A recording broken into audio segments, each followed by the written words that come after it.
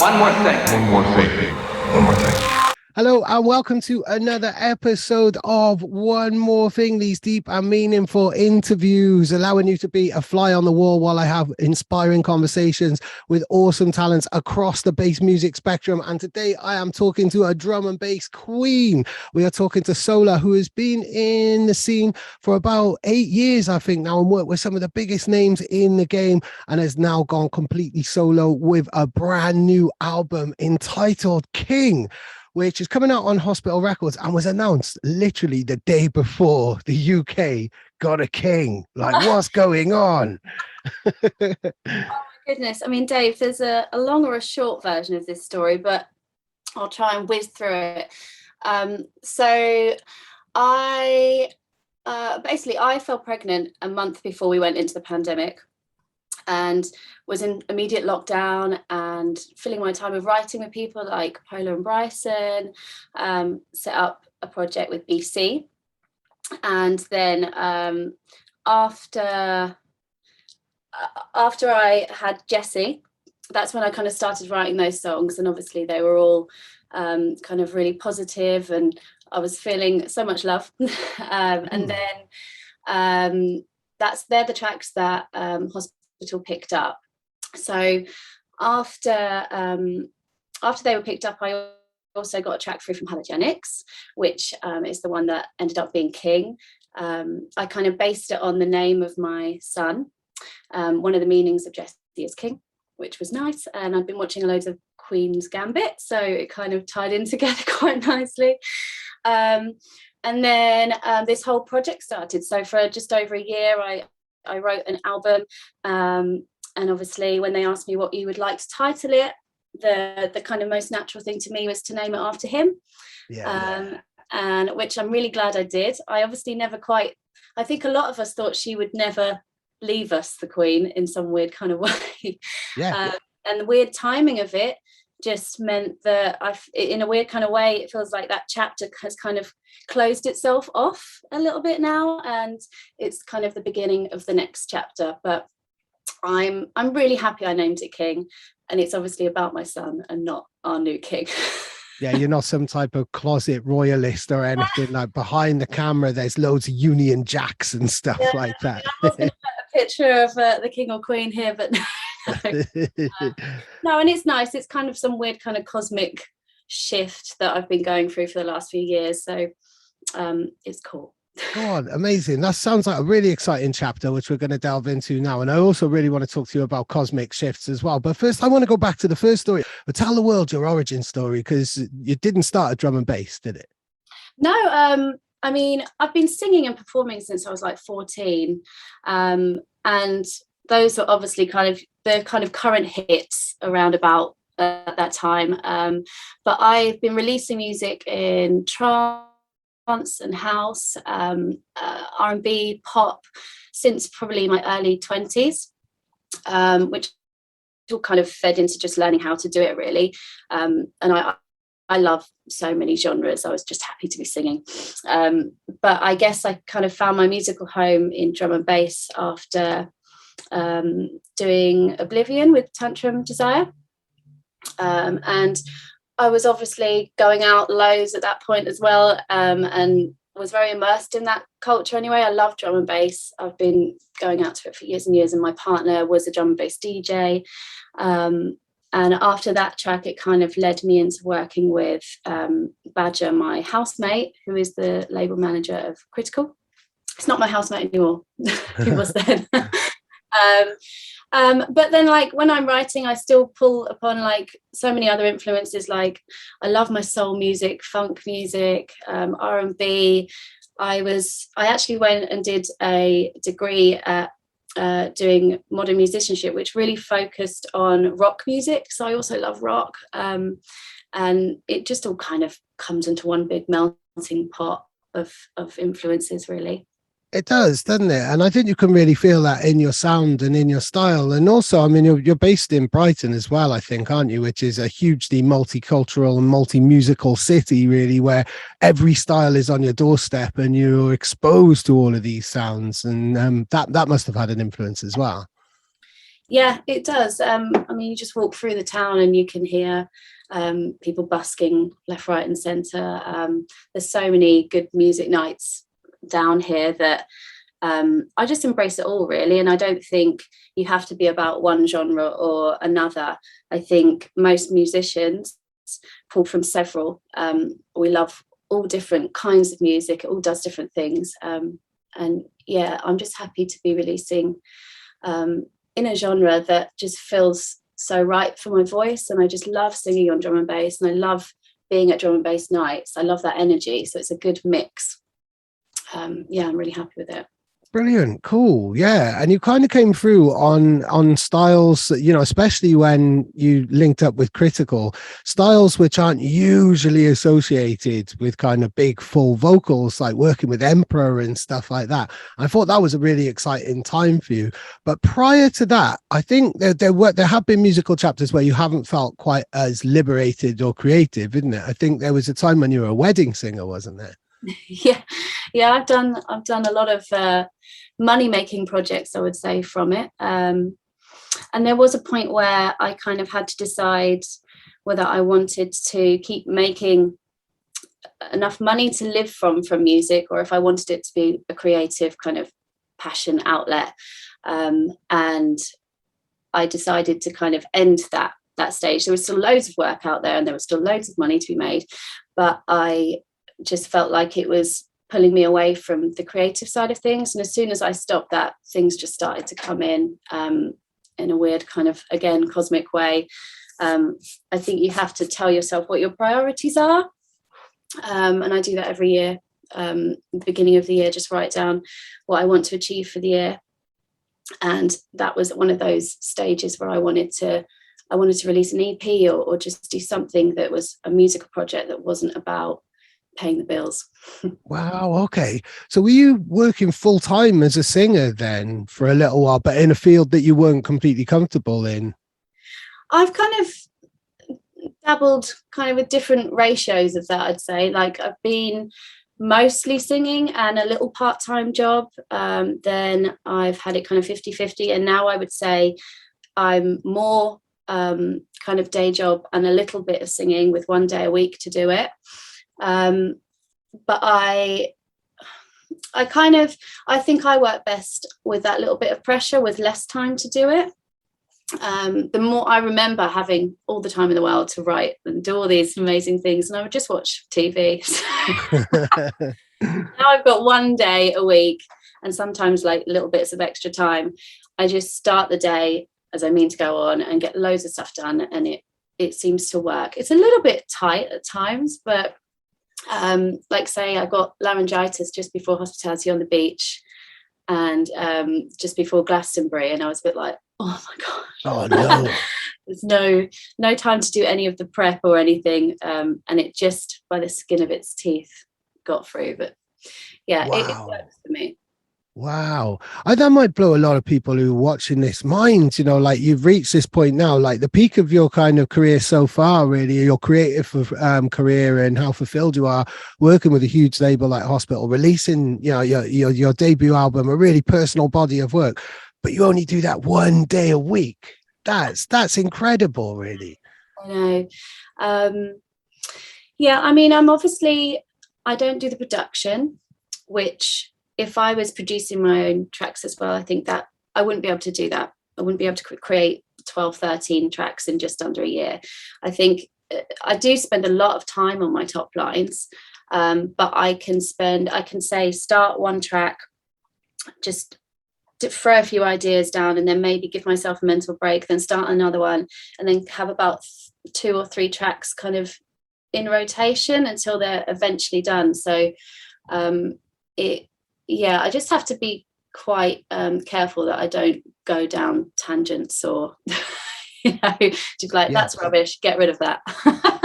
Well, that's where the limitation kind of really helps then with time and stuff like that, isn't it? You know, like the limitations do kind of create lots of creativity or encourage creativity, because you can't dawdle around, you can't get lost down too many rabbit holes. You have to focus. It's a real discipline, isn't it?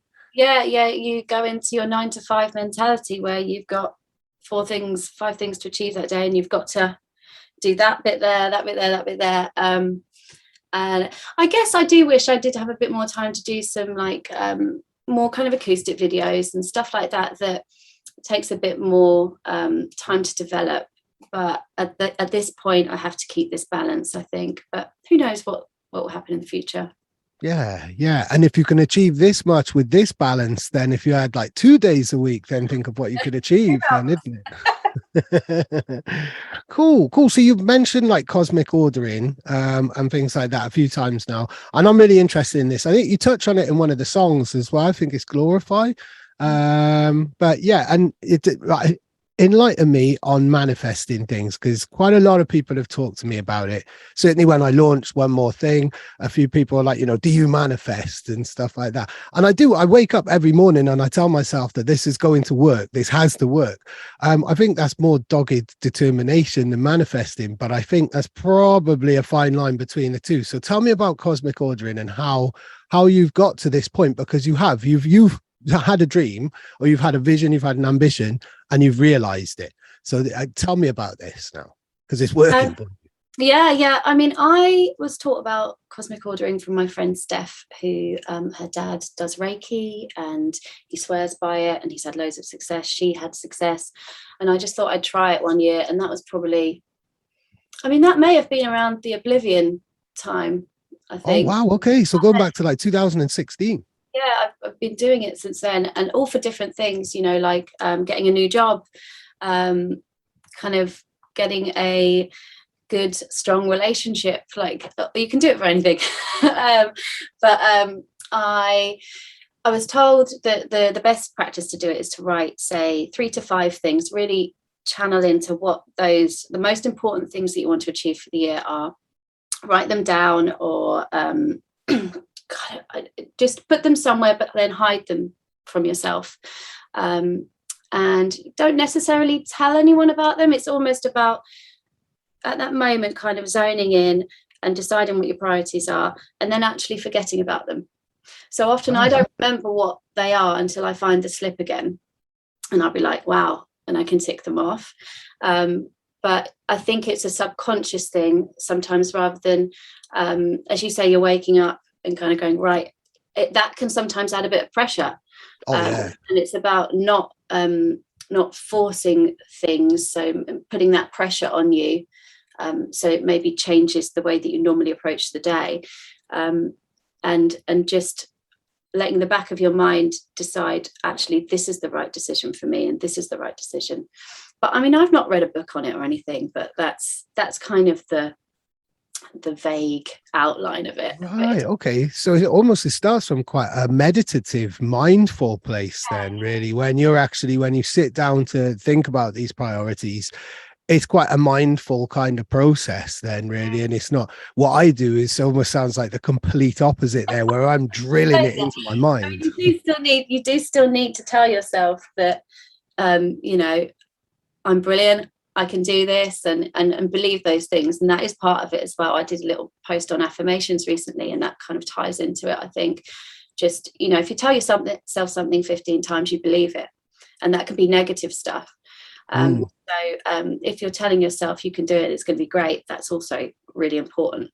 But I just hark back to, I've been trying to make it since I was 14 when I started, and every year I put this new deadline. I was like, if I don't make it by the time I'm 16, I'll have to quit. If I don't make it by the time I'm 18, that'll be it. 25, 30, I thought it was over. And obviously it wasn't. But yeah, I think sometimes putting like dates or pressures on that would mean that you've failed doesn't help. But yeah, it's all that mindfulness and just kind of looking after your mental health at the same time and telling yourself you're brilliant, I think is really important. Yeah, definitely. I don't think I ever tell myself I'm brilliant either. It's more like just cracking my own whip, really. But you touched, I mean, kind of, I think as a writer, the more life experience, you know, as a songwriter, the more life experience you have, the more richer the repertoire and the palette of references and stories and emotions and things you can draw upon, really. So certainly from my point of view as a writer, but much more from, you know, a singing point of view, really, and a songwriting point of view, the more experience you have, almost, you know, pays off really in that type of way, doesn't it? Yeah, absolutely. I mean, you have more and more stuff to write about the older you get and the more you've lived through. And I write about not just my own experiences, but my friends' experiences. And I think I don't always, sometimes I'll just try and write something a little bit more abstract, but 9 times out of 10, especially for this project, I wanted to write about things that were attached to me in some way. And it all just feeds into having that nice project now that I can be like, that is part of me, rather than just, I have done some like top line writing and stuff in house music, and it's a little bit more like get a hook, and it kind of takes that element away from it a bit for me. Not that I love house music, but for drum and bass, for some reason I am happy at adding a bit more meaning to it, and it just feels a bit more right.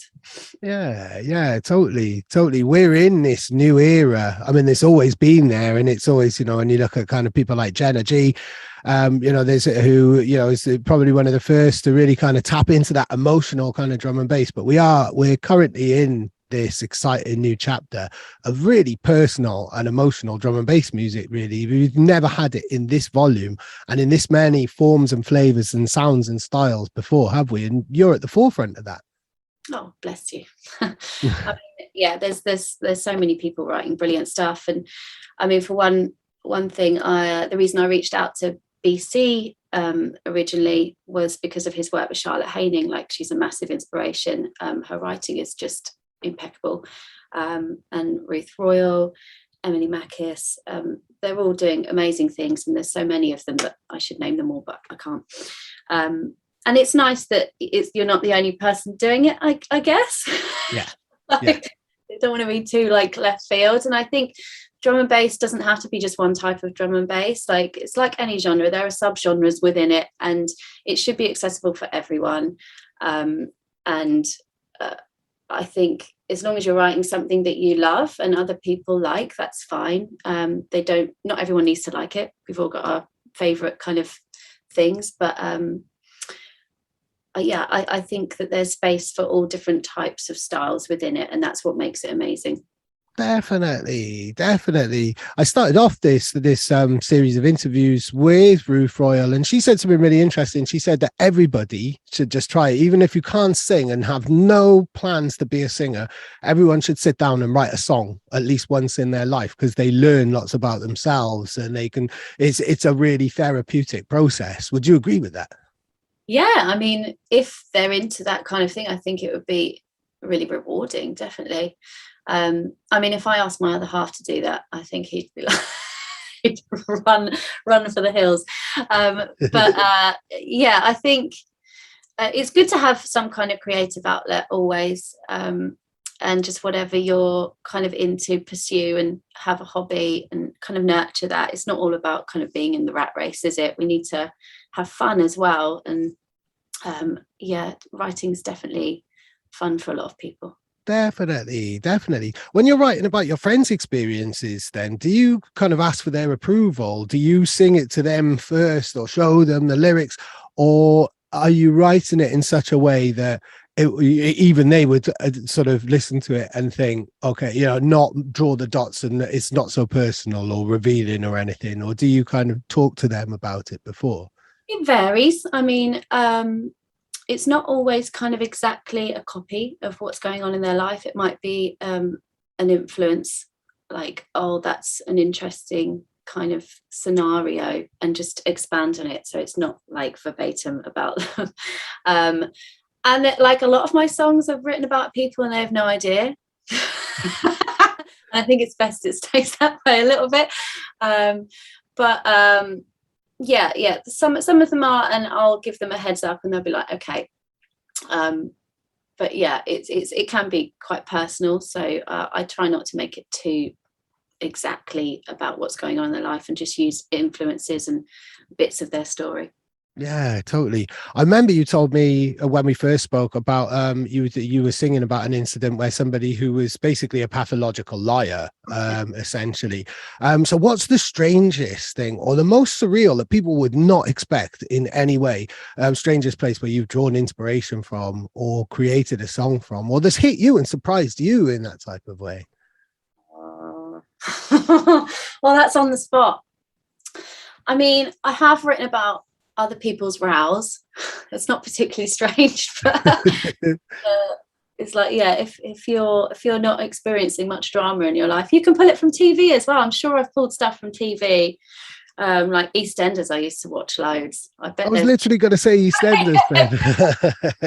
EastEnders drum and bass. Now that's a new genre. Yeah, I have to think, what was that one?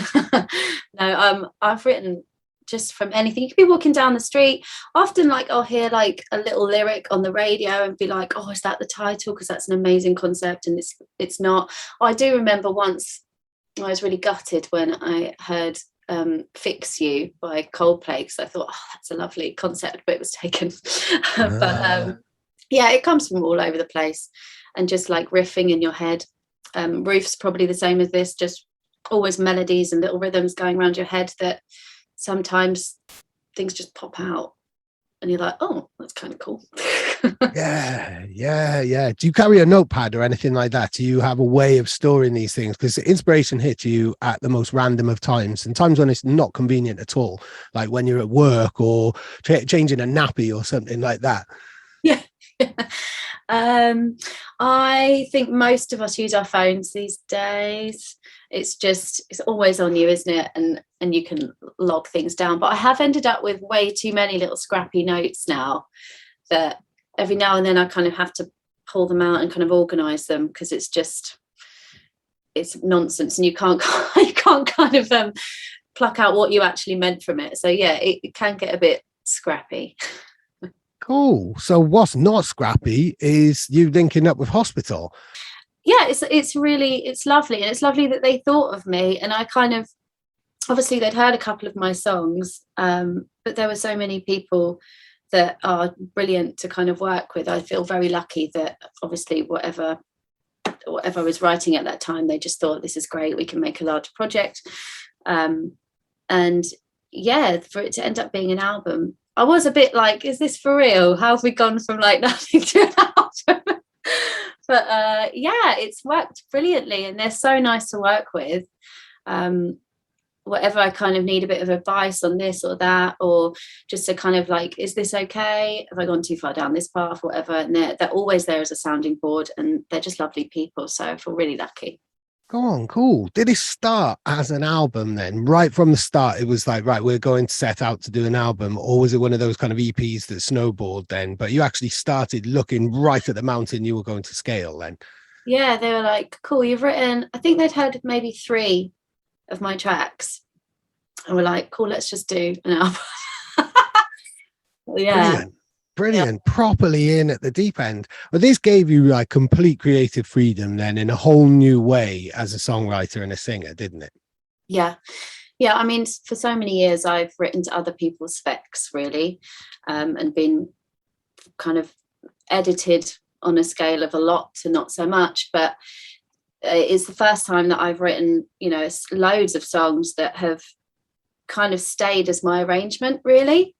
And all the parts have stayed in there. Things haven't been kind of subtracted. And there's, I want to do more tracks where I'm not so present.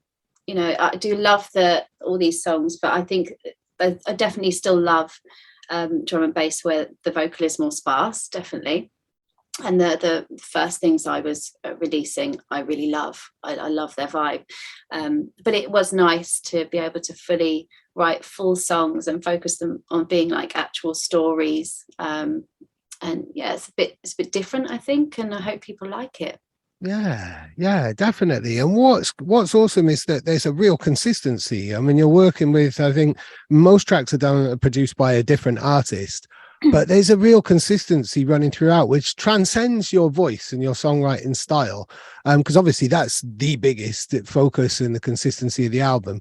But sonically as well, I don't know if that's because you've picked particular tracks or people have listened to your voice, the producers involved have all listened to your voice and picked a particular texture, but there's this real kind of consistency. You'd never guess that there were so many different producers behind the beats. It sounds like you're just working with one or two people there to create that kind of consistency.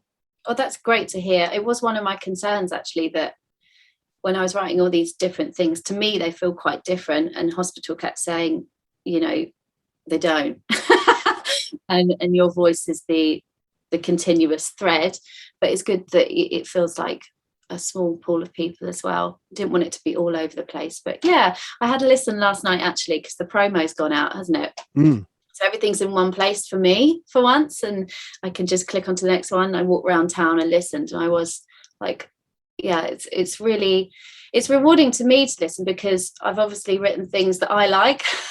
So I expect them to go places, and they do, which is lovely. And I guess that's part of the consistent thread, that if there was a chord that went like that, my instinct is to sing a certain note over it. Oh, just for the cats. But yeah, that's nice to hear, and I hope people enjoy listening to it, really, as a whole, but individual tracks. Yeah, wow. So yesterday was the first day you actually listened to the album, like streamed it, rolled it out and walked around and listened to it. That must have been a moment for you. Well, it was the second. Okay. But one was in Bristol, and that was just before sending off masters and bits, but that was maybe 6 weeks ago that I did that, so I left it a while. But yeah, it was really nice. I deliberately kind of weaved all the way around, like the long route up and down the hill, because it was just lasting too long. Not just to the co-op and back journey. Go on, that's amazing. That's amazing. Now you're in this really kind of strange, and I like to ask artists about this, because this is like a strange state now where the album's completely done. You're talking about it, you started the promo wheels and stuff like that, but it's not quite out yet. And I think this video interview will probably drop before the album just comes out as well.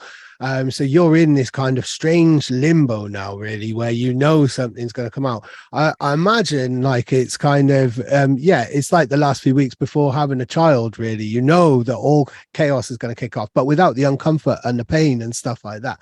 But it's a strange kind of sense of anticipation that you're in right now, isn't it? Yeah, I mean, I've never experienced it, so I don't know what is going to happen. It might just tumbleweed. I think I've maybe expect a few more gigs, but yeah, at this point, this is one of my first interviews. I think it's my first camera interview, so I'm not used to talking about the album and the project yet, so I'm still figuring it all out in my head. But it's all new to me, and I'm just going to try and enjoy it. This could be the only time I ever do this, so I should just take it in and make memories, really. Yeah, just savor the experience, really, and just relish every minute of it, because you know that time just kind of whizzes by in that type of horrible way that you'll blink and you'll miss it, and you'll be on to more things that you want to achieve, more things that you've done with your cosmic ordering and stuff. Yeah, it's one of those things as well. You always move the goalposts, don't you? You achieve something, but you don't enjoy what you've achieved, and you're like, but no, I need 3 albums. So yeah, I'm just gonna really take this in, and if this is the only album I ever write, I'm extremely proud, and I'm really happy that I dedicated it to Jessie. I'm sure King Charles is happy as well.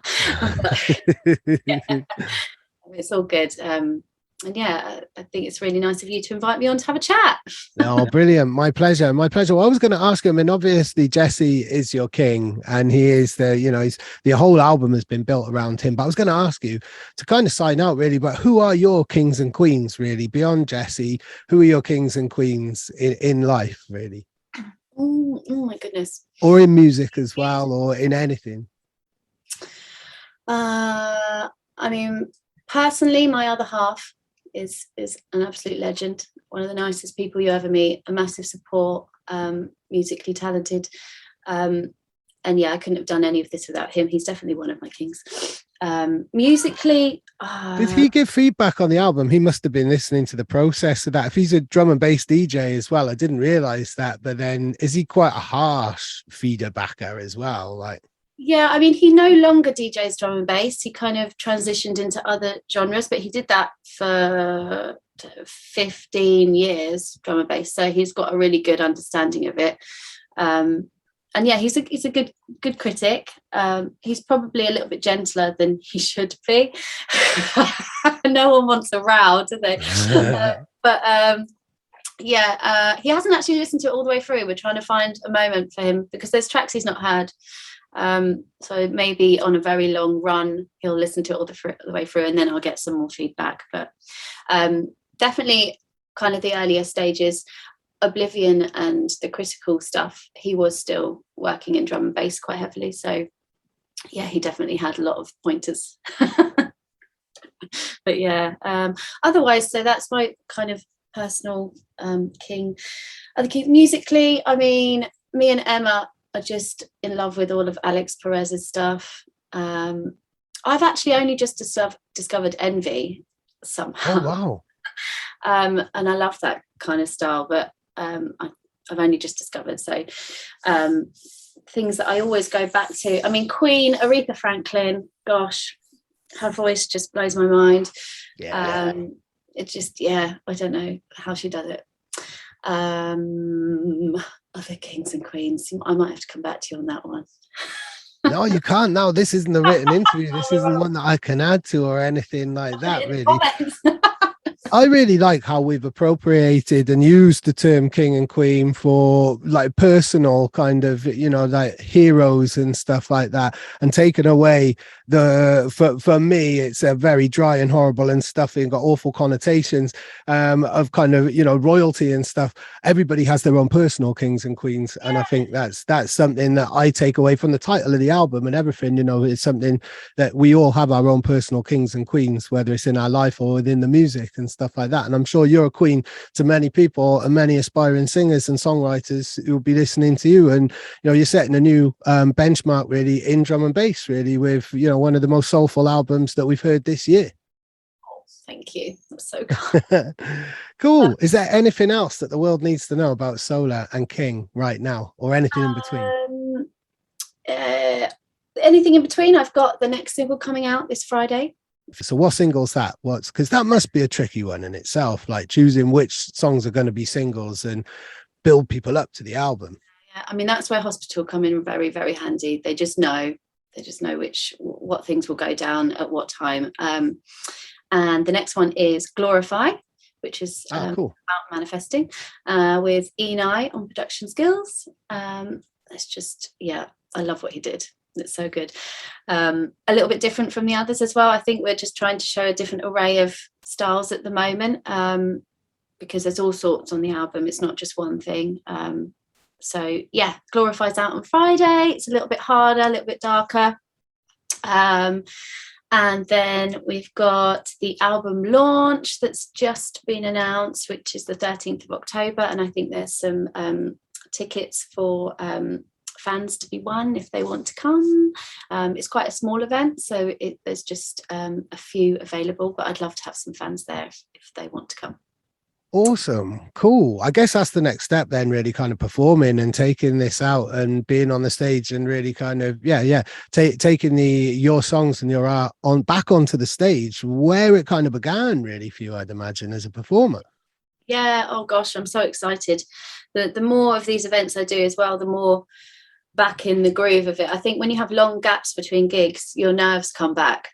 And I've not sang a lot of these songs many times live. So, myself and Emma have done a couple of things together, Emma B, and we've got a good few things in the diary for the winter, actually, some really exciting gigs: Warehouse Project, Leicester O2, supporting Hybrid Minds at Concord, and wow, really cool things. And we have been working together quite a lot recently, doing mixes for people. We've got a BBC mix coming out. Wow. It's really great, and working with Emma is fabulous because she is so immersed in the type of drum and bass that I love, just to listen to, like that dark soulful stuff that she kind of weaves that into my songs, and it just creates like a really nice vibey set. So hopefully. Right, cool. So you've got a really nice relationship then, and you might not know what she's going to draw for, but she's going to know that it's going to complement your voice and stuff like that. Yeah, or she'll just change it up and put in something incredibly hard just to shock everyone. I love about Emma. She's full of surprises, but she really knows her stuff and is really lovely to work with. So looking forward to some more gigs. Go on. Awesome. Me too. So you've mentioned Halogenics and you mentioned Enai. Should we big up everybody else then who you've worked with on the album to sign out? Okay, so on the album, I've got King, which was with Halogenics. Brand new with Waze, who's a great producer. I'm looking forward to doing more with him. Random Movement, which was Equator, which, as Emma points out, mixes really well and is a really nice kind of unique style on there, I think. Yeah, he's just got that warm funk, and just tapping back to Halogenics is really important for him to be on the album. Really, kind of Out of Line was really like a kind of a statement piece, really, and broke the kind of ice, or was it an elevation tune, really, for a lot of, it brought you to a lot of people's attention, I think. Yeah. I mean, he's a great guy, and I call him a friend, so it's just nice to have him involved in this project. And obviously a lot of my work with him previously has helped me get to this point, so it's really nice, and it's the title track, so it's a definite thank you. Yeah. Glorify is with Enai, and that, as I said, is out on Friday, and he's just amazing at what he does. Like what he did with that track, I'm just so excited by. Everything is Possible was BC and a little bit of New Tone in there, and obviously I've done a few with BC now, so we've got Edge of the World and Firefly on the album as well with him, which is lovely because it all started with him. So I'm very grateful to BC, and he's an absolute ledge. He's a diamond, isn't he? BC's a massive diamond. He is. It's just so funny. Love for Me Too, Mike Kiss, which I just adore that track. I'm so grateful to him for that track. Then A Sprinkle of Garage with Tease and Reset. Nice. I think most of us all love a bit of garage now and then. So yeah, it's good to have that on there. Elevate with Unglued, which was the track that we got to perform at Glastonbury. So that was so nice. I'm really happy that's on here. Wow, brilliant. How was that then? That was it. So you just said, did you come on during his set then, or were you performing anyway? I did the first and last track of the Hospital Showcase. Brilliant. With Carousel kind of in between. And it was just terrifying and amazing all in one. It was just, yeah, I still can't believe that happened. But yeah, a real memory to hold on to. And the last track was Elevate. So then I've got Tempo, which has got the skills of QCB, which is a really nice kind of chilled vibe. We wrote this years ago. Wow. Yeah, I made a note of that's one of my favorite tunes, because it kind of goes back to the like Fabio's Creative Source kind of days. It's got this kind of Detroity element to it, really.